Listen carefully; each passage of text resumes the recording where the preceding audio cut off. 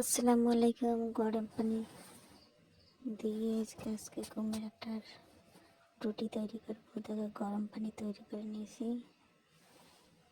নেওয়ার পরে দেখো আটা মাখবো গরম পানি দিয়ে।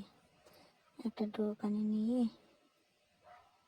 দেখো আটাটা কিরকম করে গরম পানি দিয়ে একটু মেখে নিয়েছি। এখানে নুন দিয়েছি, তার মধ্যে একটুখানি চিনি দিয়েছি।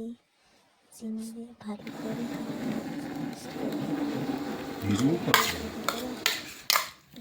কি फिर हवा चिमटी है ना।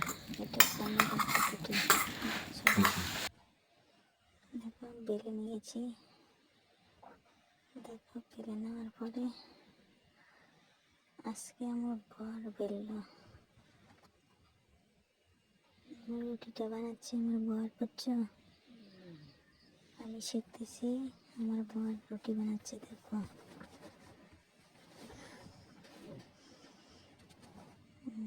দেখো রুটিটা কত সুন্দর গোল হয়েছে।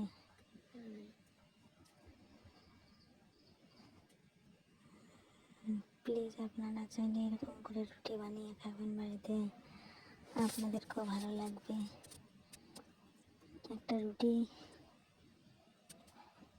কেমন করে ডলে দেখে নিলেন তো?